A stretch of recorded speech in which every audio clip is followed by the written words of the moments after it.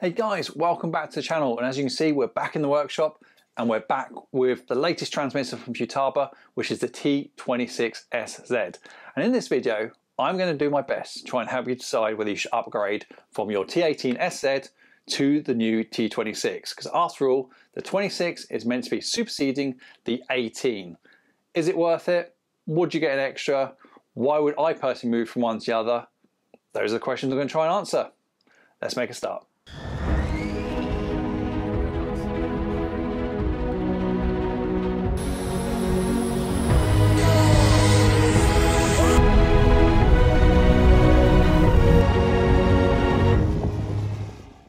Okay, so the first one, and by the way, these are in no particular order, and this is just my point of view, and this is probably going to sound really silly to half you, and the other half you are probably just going to completely guess it, and it's this.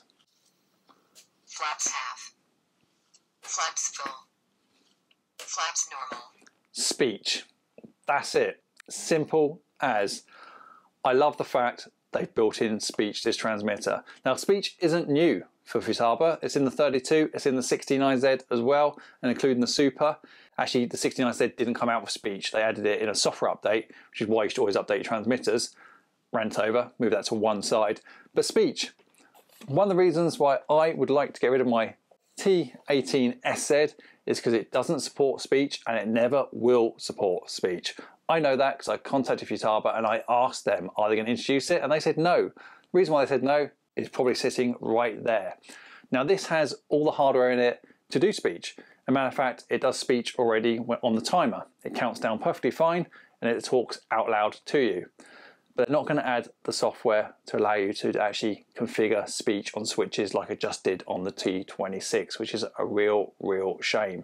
I guess they're probably trying to push you towards that transmitter. That's my opinion, but that's probably what's happening there. So for me, it's important to have speech. I like the fact I can configure speech on a whole bunch of switches and conditions and have it tell me something. Now, what I don't like, be ready for this, and I've already done a video on this when I was looking at the T16IZ and how they implemented speech on that. It's the exact same on here.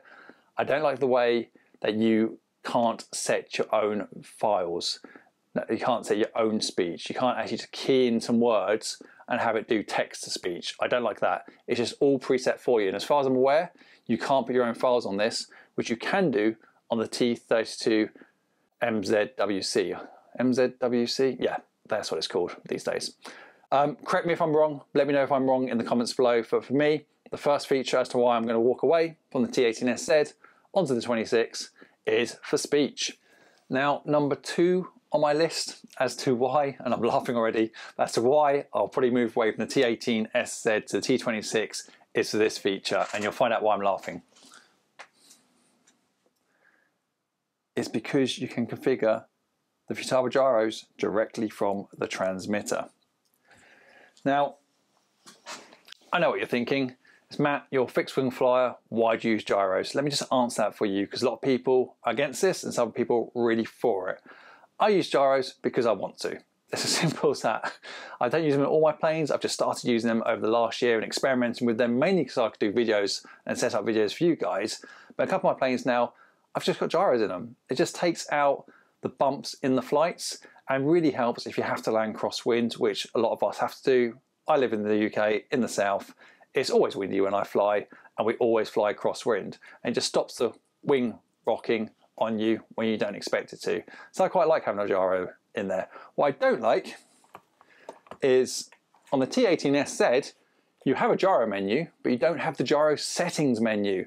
Now you do on the T16 and you do on the T32, but you don't on the 18. And it's a feature that they're not adding in here as well. You have the port on the back, which you have to plug into. It's not wireless, you have to plug in a wire from the gyro. And I'll show you that on the 26 in a minute. But you don't have the software on here. Now, configuring one of these tiny little gyros without the software on the transmitter is a little bit of a pain. Trust me, I've got 3 different videos on my channel for setting up those gyros, the GYA553, and they're highly viewed a lot, and I've got loads of comments on them because people just struggle with it, and I'm always talking to people and trying to help them online as to how to set up their gyro. If you've got one of the newer transmitters, especially the 26, not the 18, but the 26, you can do it directly from the transmitter. Now, look, again, I'm kind of being positive and negative here. I don't like the fact you have to plug the gyro directly into the back of the, I mean, this is a bad example, the gyro should be in the plane, but you get what I'm saying. You have to plug it directly in. You can't do it over the air. That's kind of sucks a bit, Futaba. You know, I want to be able to configure these gyros over the air rather than having to get out a wire and plug it into the back of my transmitter, which I just don't like doing. But at least I can figure them now using the software interface here. Makes life a lot quicker. I can set one of these up in probably about 5 minutes just by using that screen, rather than half an hour by using the tiny, tiny, tiny buttons on that gyro. That's number 2, guys. Comments below, please. Now, if you thought those first 2 were slightly controversial and maybe not applicable to you, the next one's going to be extremely controversial and probably the most talked about feature on the internet right now. When I say feature, I mean lack of feature. So let's quickly talk about protocols. And by that, I mean the system type and the protocol that you configure. Let me show you the 18. You can see there we have TFHSS, SFHSS, Fast 7, Fast Multi, Fast 12 and Fast 18. Now on the 26, wait for it, we have, sorry the screen's gone dim there, but we have TFHSS, SFHSS, Fast 12, Fast 18, Fast 16. Now, this is meant to be a video. I'm trying to get you guys to make up your mind as to why you may change from T18 to T26. Right now, I'm going to tell you the number one reason why the majority of people are not going to change from the 18 to the 26. Or initially, they're not going to change. And I'll explain that second bit in just a minute. And it's because of, pull that off the wall, it's because of this. It's because the 26 no longer supports fast receivers. It's very dark there. There we go, fast receivers. And I suspect many, many, many, many of you have got a whole bunch of these receivers in different models. I actually spoke to a gentleman tonight over the phone who gave me a call to actually thank me for doing the first couple of videos on the T26. So if you haven't seen those, check out, link below for the playlist. He just said he's debating it for this one reason. I've read this online over and over again. They've dropped one of the protocols. Now look, the pro is you get the fast 26, because obviously it's the 26 channel transmitter. 18 is an 18 channel transmitter. Stop. I know what you're thinking. Not everybody needs 26 channels, not everybody needs 18 channels, but I'm just trying to highlight the difference there for you. I mean, I think I'd have a good job at trying to use all 26 channels, in fairness, maybe in a big jet. I need to buy one day. Anyway, we have gone off topic. So the lack of support on that protocol, I think, is one of the reasons why people won't and why you may want to stay on your T18 transmitter. I think I'll do a separate video talking about protocols because there's so much to cover in that topic, and also the reason as to why have Futaba stopped supporting it. Do you know? I do. Next time. Okay, so the next one, guys, and look, I appreciate we haven't really covered a lot of features just yet, but I'll come back to that. The next one is software. Let me show you. T18SZ as of today, which is the 14th of August 2024. The latest version is actually 4.3 is for English, but 4.3 is the latest version, which came out quite recently. It includes some update on some telemetry data. Now, at some point, I don't know for sure, but at some point, I guarantee they're going to stop doing software updates for this transmitter. Now, they haven't announced if they're going to end of life it or sunset it is another term used yet. I'm going to look out for that, and if they do, I'll let you know on this channel. But they're not going to keep updating this forever. They can't keep updating it forever. They don't on their older sets. So at some point, it's going to be out of date. Now, you guys may be thinking, oh, it doesn't matter. I don't care. I don't need new software on my transmitter. The answer is yes, you do, and yes, you should. And if you follow me on this channel, you know that I'm always talking about making sure your hardware is up to date and includes your receivers and your gyros and anything that runs software or firmware, as it's referred to, it's got the latest version. The reason why? A, you often get new features. Prime example, T26SZ, one of the software updates introduced the speech function that I mentioned earlier on. And also you get bug fixes. The majority of software in the world, no matter what it runs on, has got bugs in it, has got issues, has got hidden features. The reason why is because it's written by humans and we make mistakes. And also over a period of time, the longer the software is in life for, the more it gets tweaked and changed and features added. They're all building up on the same foundations of that software, and it gets more and more complicated. Writing software is extremely complicated. I used to be a software developer. So guys, you want your transmitter on the latest version of software at all times. So I think this is going to be sunset at some point. It will carry on working, and that's absolutely fine. But if there are any issues in the transmitter, they just won't be updated. Now, as of today, the latest version for the T26SZ is version 1.1.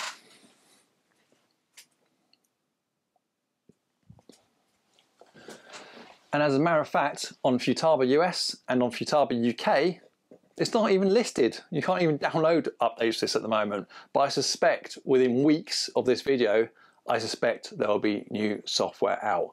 And that is probably because they've found a few bugs that need to be addressed. I'm sure Futaba do lots of thorough testing on their software, but you know, when you've got thousands, tens of thousands, hundreds of thousands units out in the field, it's more likely stuff's going to come up that needs to be addressed and fixed. So my number 4 reason, I think it is at some point software on the 18 is going to be end of life. Software on the T26 isn't going to be end of life. It's still going to be being developed. With software, you'll get new features as well as bug fixes. That's number 4. Okay, so reason number 6 to think about in your decision-making process as to why you should go from T18 to the T26, or why you should probably stay with the T18 regardless, is because you've spent a load of cash already. You spent a load of cash on the T18. We get that, trust me, I have, plus I've got a 16 as well. Spent a load of cash on it already. You've probably spent £800, maybe £1,000 on this transmitter if you bought it with loads of receivers as well. There was a receiver bundle a while back which I saw.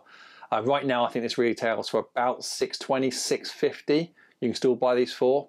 Whereas this, depending on where you're looking, is around $1,200 or $1,100, depending where you're going. I bought mine from Paul Gosling, who runs Nexus Modeling Supplies, and they've got a really good price on there at the moment with about 9% discount applied. So make sure you check that out. Link is below. Shameless plug, I know, but he hooked me up. So yeah, you've spent a bunch of money. Do some man maths. Sorry, there's female people and other people watching this as well, but do some man maths. No, that's what I call it. When I justify to myself that why I need something, I didn't need a new transmitter. But in my head I went, it'd be fine. I can sell my 18, probably get £300 for it, maybe £400 for it as it stands, especially if I clean it. I could probably sell my 16 as well and get what, $350 for that? That kind of covers the cost of this, doesn't it? Sort of. No, it doesn't, because I haven't sold this and I haven't sold my 16 either. And I probably won't sell my 16. I may sell this one. So yeah, we get it. I guess the reason that's stopping you at the moment going from one to the other is the price of this. However, flipping to the positive side of things, which is what we're trying to do here, the quality of this transmitter is exceptional. It is really good. It's got the same DNA as the T26SZ WC, which is the top end Futaba transmitter. It doesn't get any higher than that, as far as I'm aware. That's top end. And for that transmitter, the 32, you're looking at about £2,500. I think they were slightly more when they come out, but I think a good price at the moment is about £2,500. This is £1,100-ish. That's almost half the price. So what is the cost justification between this and the 32? What are you getting extra for your £1,000 plus on top of this transmitter? Yeah, okay, you've got 32 channels, I get that bit, and there is some more whiz bits in the software. Actually, some people say the software on the 32 is kind of a little bit overcomplicated with all the different icons and stuff, but let's leave that and park that for when I actually get hold of one at some point.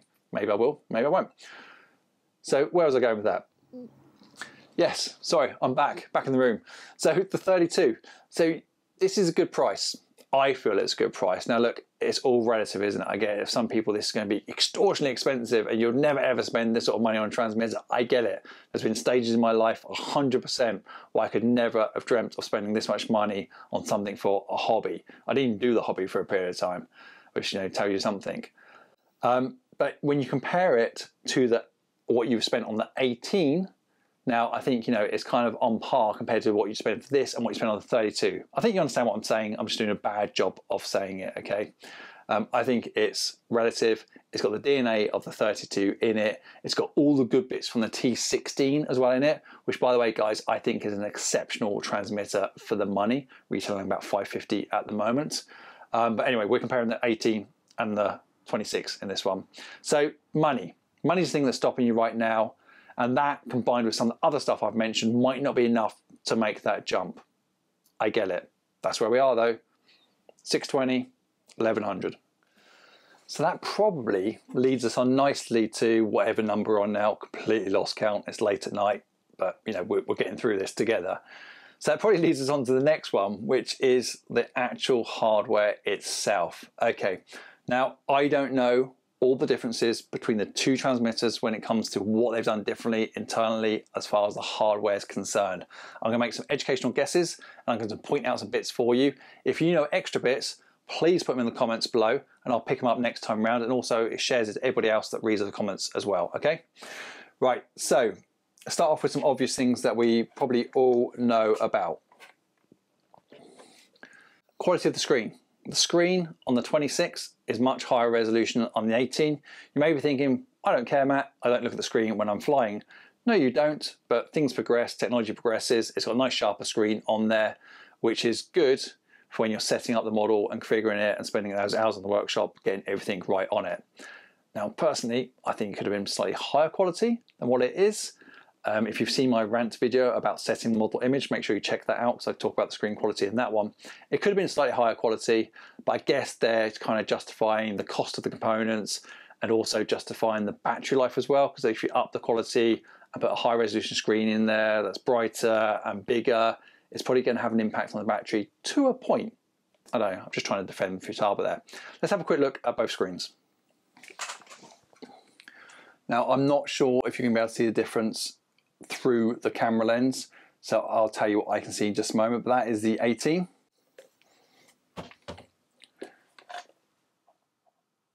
And that is the 26, and I'll try and put them side by side. Hopefully I've managed to do that, or on top of each other. So what can I see noticeably? Noticeably, the screen on the 26 is brighter, for sure, slightly brighter. It is sharper. The Futaba logo is sharper, the text, the font is sharper. Even with my glasses on, without my glasses, they both look the same. Chuckle, chuckle. So it's sharper, it's brighter. And I believe if you actually look at the technical specs of the screen, which I haven't done, but I believe it is actually a higher resolution. So there's more pixels in the same area. That's it. So next up, and something you will notice when it comes to the hardware, is the gimbals inside. So the sticks. So the sticks, and I've not made any adjustments to this, by the way. You can change all the tension on the sticks and you can change the ratchet, so on and so forth. I've covered that on the 18SZ on my channel, how to take that one apart and change it. It's pretty simple to do once you know where the screws are. But anyway, the gimbals. The gimbals are supposedly, are meant to be higher quality. That's one of the advertising points of this transmitter. For me, for fitting it, I don't know. They feel different. They do feel different. That could just be spring tension though. I've not flown with the 26 at this stage. I only got it a couple of days ago and I'll fly this weekend with it. The gimbals are meant to be better. So guys, again, comment below if you know the technical detail as to what the difference is between those two. Next up, when it comes to hardware, is the feel. So you're probably comfortable right now. Any change is going to be different, isn't it? You know, if you go from one transmitter to other transmitter, it's going to get you a while to get used to the transmitter, even though you're flying the same model. I get that 100%. It is for me. Now the 18, I like. It's got a good weight to it. It's slightly heavier than the 16, by the way, and it just sits nicely in my hands. Now I fly pinching, so I fly fingers and thumbs. I don't do thumbs. And I have my fingers, as you can see them right now, cup around the back, two in between the switches, which I'm going to come back to here, and then the fingers. And I have my thumbs on top, but I guide with my fingers when I'm flying. Now, if I jump on the 26, it just feels different. Now, it doesn't by any means feel uncomfortable. Oh, by the way, I also fly with the neck strap on, just take the weight of the transmitter, and I have my transmitter on my stomach rather than up high or down low. Now, everyone flies slightly different. Some people with trays, some people without neck straps. But the feel of it, it feels a little bit different. You know, naturally, because it's new, I'm not too sure on the back of it. The back of it just feels slightly different to me compared to the 18. You've got this much rounder feel on the back here where my fingers rest. On here, it feels a little bit sharper. It's not sharp, it just feels different. One of the questions that I've been asked between the 26 and the 16, but we'll do it on the 18 right now as well, is what is the finger gap, what is the gap between these two top switches? Here. And I've actually already taken a bunch of photographs with ruler between the bottom bit, ruler between the top when they're apart, and also at their closest point as well. Because some people, I think more so on the 16, are struggling to have their fingers in the middle of those two and feel comfortable with it. Now I've got big hands, long fingers, but it works for me. I can get to all the switches and also the back ones absolutely fine. Talking about that, actually let me just touch this. I think the gap, let's just check this, get it answered for you. Before I rush on to the next bit, 18, very quickly, the base of the switches is about 12 millimeters. The base of the switches on the 26, I think I know already, is 12 millimeters. Top section is 32. This is a quick measure, guy. You see I'm doing 32. I'm going to say it's exactly the same, okay? So those of you concerned as to whether your fingers, almost said sausage fingers, but whether your fingers were fitting those switches, I think is exactly the same, okay? Now, one thing that I do prefer on the 18, and again, it might be because I'm used to it, is the sliders. I like the sliders. I actually at the moment have got my flaps on my Bushmaster set on a slider, no flap and then full flap down, and I've got opposite flap, negative flap if you want, going the other way for flying inverted with flaps, which I've never done, but it just sounds so cool. I will do. They're easier to get to for me. They're easier to get to for me. Now on the 26, you have two sets of sliders because you have more channels. Okay, and at the moment, I haven't configured my Bushmaster fully on here. I've just put it on there. I've imported the model from here onto here, and we're going to do a separate video, by the way, on compatibility between the 26, the 18, and the 16, because it's not as straightforward as you think. It's fairly straightforward, but we'll talk about the next video. Anyway, so the sliders, they're more embedded into the transmitter. They don't stick out as far. Let me show you. They don't stick out as far as this one does, for sure. You can actually see that here. Look, you can see it going past the back of the transmitter. It's super easy to get to. When I've got my fingers on it, this is my finger for slider. I can do flaps down, I can do flaps up, or I can move my other finger to it and still control the transmitter. It's absolutely fine. Actually, I think I use this one when I'm doing it. It's just natural. I don't even think about it. Now on this, when I was initially playing with it the other day, and I didn't have a strap on, a neck strap rather, I initially thought, well, they just don't stand out quite as far. And there's two sets, so how am I going to get around this? What one am I going to use? And again, am I going to use that top one where I've got to almost move my finger away to it, or I'm going to just stick to the back one? And it just doesn't feel quite so smooth. Maybe it will be, maybe okay. I think I just need to go and fly.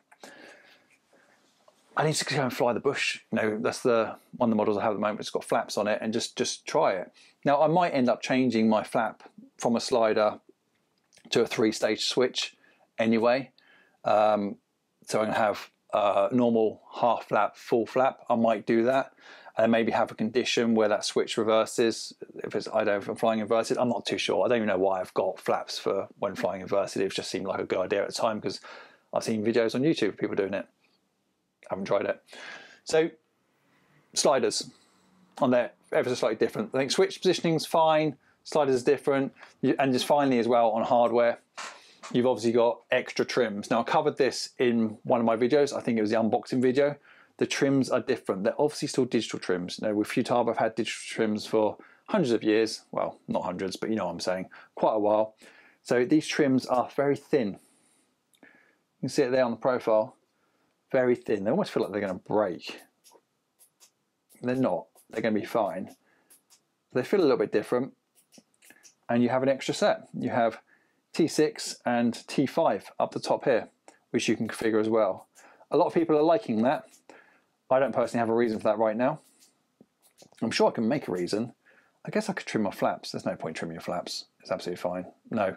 Let me know what you're using those for, guys. Just give me some ideas. Use my imagination. Now, actually, at the 18, you have got those extra trims. I've never even used them. I've never even noticed these were on here. How bad am I? But the actual trims are different. You can see they're much thicker. They're different to feel. They feel more purposeful on there. The top ones are at a different angle. And I didn't even notice those. That's terrible. Obviously just not looked at this transmitter properly. But yeah, okay. T6 and T5 are there. You've still got the trims. The trims just are different themselves. Right, then to finish off on hardware, because I appreciate this has been a longer section, I think this is number 7, I've lost count, is the aerial. So I don't mind the aerial on the T18. Matter of fact, don't tell anyone, I prefer it on the 18 compared to the 16 and the 26. It doesn't bother me in the slightest. I mean, some people are saying, oh, it's always in the way, you can break it off. I've never broken one. Have you guys broken one? If you have broken one, what were you doing when you did break it? Just ask him. You know, I always make sure my aerial's at an angle when I fly, probably like that. It kind of makes no difference. It just always works. And I kind of like it. Now, on the 26, where's the aerial? It's hiding. Let me show you. Here it is. Oh, there we go, peekaboo. Here it is. Some people are loving this online. They're loving the aerial, loving the fact it folds away so you can't break it off, you know, when you're swinging it round and round by it. But yeah, to me, now that I'm doing this and I'm filming it, Futaba are going to hate me. It feels a bit weak. It feels a bit plasticky. It feels a little bit naff. I mean, nowadays, why have we got aerials? Why isn't it just all built in? But yeah, I mean, it moves in those angles. It kind of locks, it sort of locks in.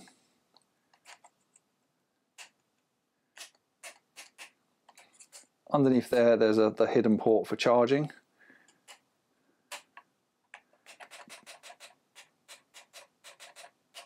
Bit of Morse code. Okay, so let's wrap up the hardware section. I've gone on a little bit too long on this one. I think for me, the bottom line is this transmitter DNA is built on top of built from the T26SZ WC, which is Futaba's flagship transmitter. It doesn't go any higher than that transmitter. It's going to have newer components in there, newer technology than what is now considered an older transmitter in comparison. Now, I don't know what year this come out. Guys, if you know that, please put it in the comments below for everyone to see. But this is, I'd say, over 4 years old. Technology changes a lot. That's going to be better tech inside there. Okay, that's my thought process. Yours might be different. I reckon the hardware and the build quality is better on the T26 than it is on the 18. Let's move on. Okay guys, so we've covered a bunch of stuff, I think 7 different areas between these two transmitters, and I'm probably going to leave it there. So just a very quick recap on the ones that I can remember. We talked about the fact the software is going to become end of life at some point on the 18. I suspect it will happen. They'll sunset the software and they'll stop doing updates for this unless it's a critical bug fix. They may even stop after that. This has got newer software. It's got a few new bells and whistles inside there to do with the transmitter. I know I've not gone into detail on that, but just generally software, version number, make sure your transmitter is on the latest version, please. We've done gyro. I use gyro, so it's important to me. It's much easier to configure on the 26 than it is on the 18. Much easier. I'll probably set up a gyro in about 5 minutes, maybe 10. On this one, well, on this one, it's much more complicated. You've got to do all the work from the gyro itself. We've just had a look at hardware as well, from things like switches, trims, antenna. Not a big fan of the antenna, as you can probably tell. It's better on this model. Now we've covered some different areas. We've covered the screen resolution as well. It's definitely sharper on the 26. It may not be better for you. I mean, let's also point out this one does have 2 screens, and the top screen is always on, and then you're meant to be able to see it easy outside. I don't know. I've not flown with this. It's not left the workshop yet. I only got it a couple of days ago, and I've done this my 3rd video on it. I'm flying with it in a couple of days' time at the weekend. So hopefully that top screen is always on. That's what it's meant to be, and it is meant to be easy to see. On there you can set your timers and your telemetry. So guys, I hope I've helped you in some way, or at least educated you in some way and pointed out a couple of things that I like about the transmitters and what I don't like about transmitters. You know, I get it from money point of view as well. This is expensive for some people, for sure. It was definitely expensive for me. It's still expensive for me. This is a cheaper price point and still a very, very, very good set. If you've got a different Futaba transmitter that's older than the 18, you want to have a look at the T16SZ Super. That is my recommendation. Around a budget of about £500, £550. Look at that one first if you can't stretch and go to the 26. Guys, I hope that's been of some use. Please keep putting comments below. The more comments you put and the more things you want to find out about this transmitter, I'll respond to it via video or I'll respond to it on my Facebook page for you. See you next time around.